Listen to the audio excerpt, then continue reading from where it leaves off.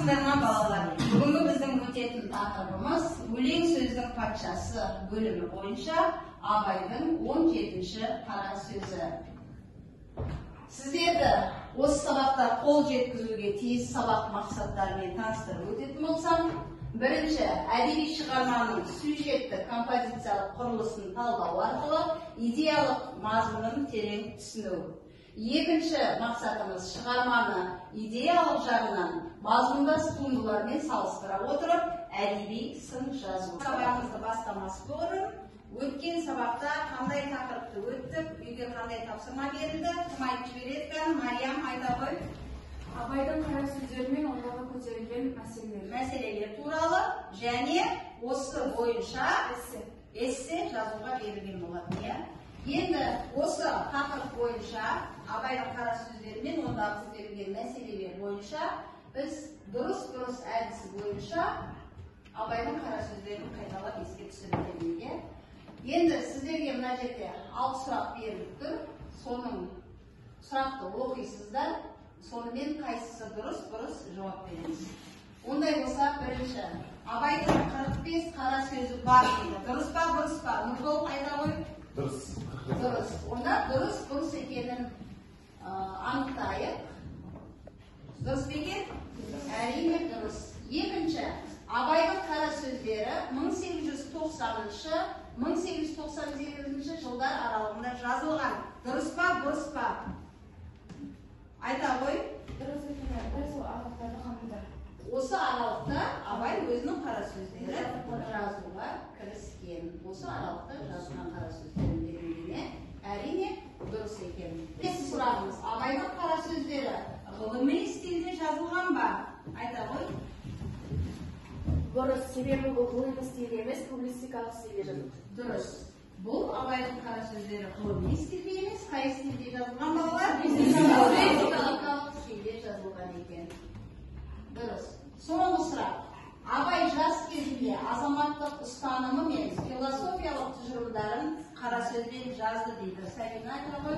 Дұрыс, себебі Абай жас кезінде емес, ол өзінің жаңағыдай өмірден кетер алдында жазды қара сөздері. Өмірінің соңғы жылдарында, жаңа айтып өтті, қай жылдары? 1890-98 жылдардың аралығында жазды дегенбіз. Сонымен бұл сұрағымыз дұрыс екен.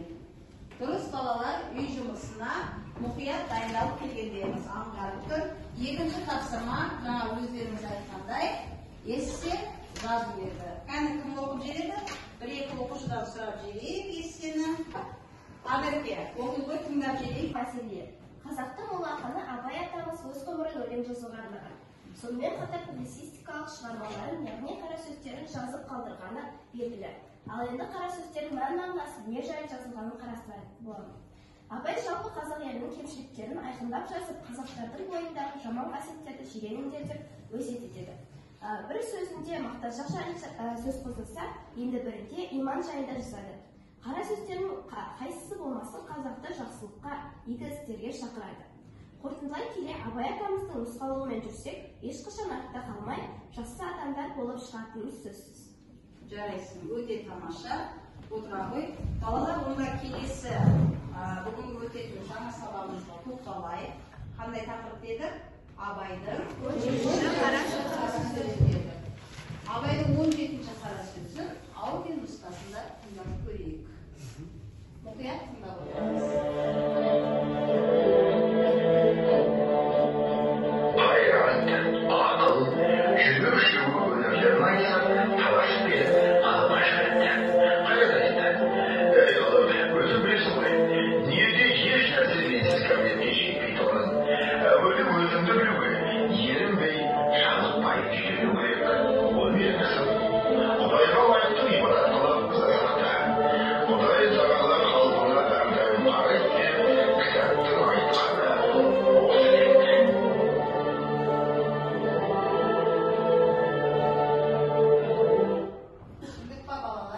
Абайдың 17-ші қара сөзінде не туралы айтқанын бәріміз тыңдап түсіндік.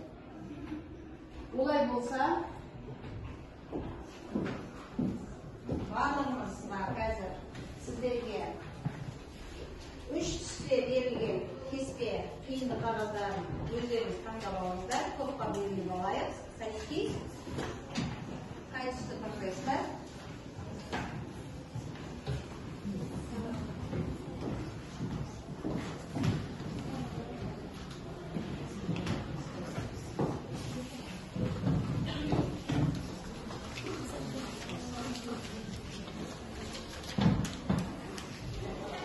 Көк түс, қызыл түс, сары түс.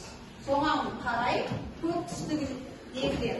Мына орындыққа жайғасаңыз, қызыл түстегі оқушылар мына қатардан жайғасаңыз, екінші топ болып, үшінші топ болып, сары түстігіндегілер бір жаққа қарай жиналамыз. Қолдарындағы сөздерде сөйлем құрастырасыздар.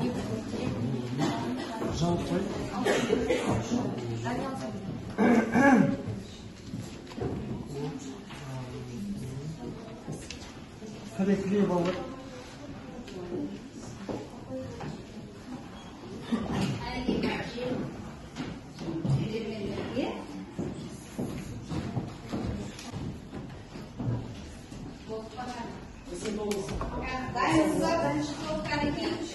Білуге ерінбей жалықпай үйрену керек. Ол менің ісім. Бұл сөзді жаңа тыңдағаныңызда Қайрат айтып кетті. Қайраттың айтқан сөзі. Сіздер енді Қайрат тобы боласыздар. Әкелет, мұсап, яр, рахым, мейірбаншылық дейтін нәрселердің бәрі менен шығады. Бұл жаңа қарастырғанымызда 17-ші қара сөздегі жүректің сөзі. Жүректің сөзі. Жарайсың. Олай болса, сіздер жүрек тобы боласыздар. Не пайдалы болса, не залалды болса білетұғым мен. Абай Құнанбайұлының 17-ші қара сөзінде бұл сөз ақылдың сөзі. Сол үшін сіздер қай топ боласыздар? Ақыл тобы боласыз. Екінші жүрек тобында ұлжалғас, үшінші топта ұлана топ басшылар болады екен. Олай болса сіздерге бағалау парағын беремін. Осы бағалау парағына топтағы оқушылардың аты жөнін жазып, бағалап отырасыздар. Белгі қойып. Олай болса балалар, Абайдың қара сөзі, 17-ші қара сөзі публицистикалық стильде жазылған еді. Енді сіздерге тапсырма, сатылы кесте әдісі арқылы осы 17-ші қара сөздің композициялық құрылысына талдау жасаймыз. Қайрат тобы кіріспеге, жүрек тобы негізгі бөлімге, соңғы ақыл тобы қорытынды бөлімдеріне талдау жасаймыз. Кәнекей сіздер 5 минут уақыт берем, дискриптормен таныстырып өтейін, кестені толтырады, композициялық құрылысына талдау жасайды, идеясын анықтайды, тақырыбын ашады. Дайынбыз ба? Қайрат тобы кәнекей кім оқиды? Кіріспеде не туралы айтылған екен? Ақыл қайрат жүрек үшеуінің кездесіп ортаға сауал тастауы. Жарайсың. Ары қарай жүрек тобы сіздерге негізгі бөлімдер беріледі. Негізгі бөлімде олардың әрқайсысының пайымдаулары мен дәлелдеулері беріледі. Олардың әрқайсысының пайымдаулары мен дәлелдеулері. Әрқайсысы өзінің бойындағы қасиеттерін айтып, сол қасиеттерін дәлелдеді, негізгі бөлімде. Жарайсыңдар. Ақыл тобы сіздерде соңғы қорытынды бөлім еді. Ғалымның шығарған шешімі қара сөздің түйінді тұжырмап берілді. Өте дұрыс. Отырамыз балалар. Біз шығарманың құрылысын білдік. Енді осы 17-ші қара сөздің идеясы мен тақырыбы не екен? Сол туралы айтып жіберейік. Кәні идеясы Жанболат айта ғой. Идеясы толық адаммен үндес, толық адам сөзімен үндес. Өйткені ақыл қайрат жүрек үшеуі болса, нағыз келер адам сол. Дұрыс. Қайрат, ақыл, жүрек үшеуі бірдей ұстаған кезде нағыз толық кемел адам денесі болады екен. Жарайды, тақырыбы, шығарманың тақырыбы, әсем айта ғой. Шығарманың тақырыбы адамды адам ететін ақыл, қайрат, жүрек үшеуінің таласына негізделген тұжырым. Сабағымыздың екінші мақсатына көшейік. Абай өзінің осы 17-ші қара сөзіндегі айтылған мәселелерді қара сөз жазбай тұрып өзінің өлеңдерінде де айтып өткен болатын. Енді сіздерге осы идеялық жағынан мазмұндас бірнеше өлеңдерінен үзінді айтамын. Сол үзінділердің қай өлең екенін сіздер тестеп тақырыбын табасыздар. Олай болса, ақыл қайрат жүректі бірдей ұста, сонда толық боласың елден бөлек деген. Осы үзінді қай өлеңнен алынған? Кім айта алады? Айта ғой. Әуелде бір суықмыз ақыл зерек.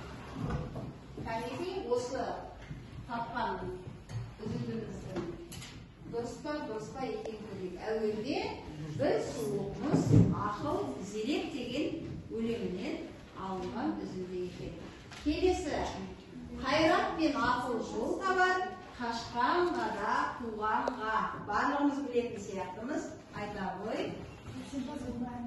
Әсемпаз болған әнене деген өлеңінен алынған дейді. Дұрыс па екен балалар?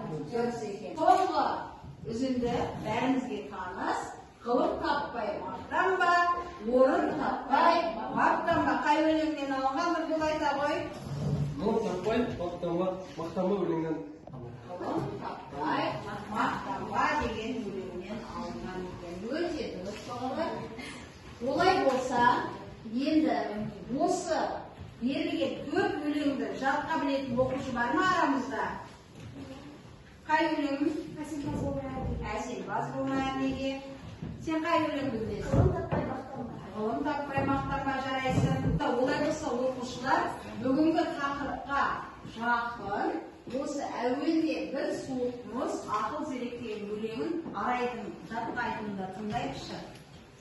Әуелде бір суықмыз ақыл жылытқан тұла бойды жылы жүрек. Тоқтаулық, қанағат, шыдамдылық бұл қайраттан шығады білсең керек. Ақыл, қайрат, жүректі бірдей ұста, сонда толық боласың елден бөлек. Жеке-жеке біреуі жарытпайды, жолда жоқ жарым есті жақсы демек. Зерттеудің 6 қадамы әдісі бойынша Абайдың 17-ші қара сөзімен идеялық жағынан мазмұнды шығармалармен байланыстырып, әдеби сын жазады. 6 қадамды негізге аласыздар. Дескриптор идеялық жағынан мазмұндас туындылармен салыстырып, әдеби сын жазу. Кәнеки кім оқып жүреді? Тияна оқи ғой. Тыңдайық бәріміз мұқият. Сыни мақала. Абай шығармашылығының биік бір белесі оның қара сөздері. Жалпы Абайдың 17-ші қара сөзі 1890-1898 жылдар аралығында жазылған. Қара сөзде көтерілген қоғамдық мәселе толық, яғни кемел адам ілімі. Кемел адам ілімі туралы ғылым таппай мақтанба, әуелде бір суық мұз ақыл зерек атты өлеңінде айтылған. Толық адам болу үшін жүрек, ақыл, қайрат үшеуінің қажеттілігі байқалады. Шығармадан ақыл, қайрат, жүрек үшеуінің бірлігі болмаса, барлығы бекер екендігін сүюге болады. Жарайсың. Тағы кімді дайынсың? 1890-1898 жылдары жазылған қара сөзінің бірі 17-ші сөзі. 17-ші қара сөз ғылым, ақыл, қайрат, жүректің диалогымен тұрады. Абай Құнанбайұлы 17-ші қара сөзінде бұл қадам мәселесін көтерген. Мәселені жүйелі түрде қарастырып, оның оқырманның ой санасына жеткізуді мақсат еткен. Абайдың бұл қара сөзі оның ғылым, ақыл, жүрек туралы өлеңдермен мағыналас болып келеді. Бұл өлеңдердің бірі әуелде бір суығымыз ақыл зерек деген өлеңмен мағыналас болып келеді. Автор 17-ші қара сөзде қайрат, ақыл, жүрек үшеуінің адам үшін атқаратын қызметін айтып, бір-бірімен таласқанын бейнелейді. Бұл үшеуінің таласынан автор өз көзқарасын ғылым арқылы оқырманына жеткізді. Оған дәлел Абай ғылым арқылы үшеуінің де жақсылық жамандық қасиеттерін дәл сипаттап, әділ сынағанын көрсеткені. Шығармадан ой келгенде ғылым жүректі бірінші орынға қояды. Демек, Абай адамның адамды сүюін, адам үшін қызмет етуін бірінші орынға қойды. Олай болса, бүгінгі сабағымызды қорытынды жасау үшін жетістік баспалдағы арқылы кері байланыс берейік. Қазір сіздерге жетістік баспалдағының парақшаларын тарқатамын. Осыған әрқайсыңыз қай баспалдаққа, қандай жетістікке жеттіңіздер, осы жерге жазып, өз пікірлеріңізді қалдырыңыздар. Өткен сабағымызға топ басшылары бағалау парағын жүргізіп отырдыңыздар ғой. Сол парақты маған ұсынсаңыздар екен. Жүрек тобы, топ басшылар.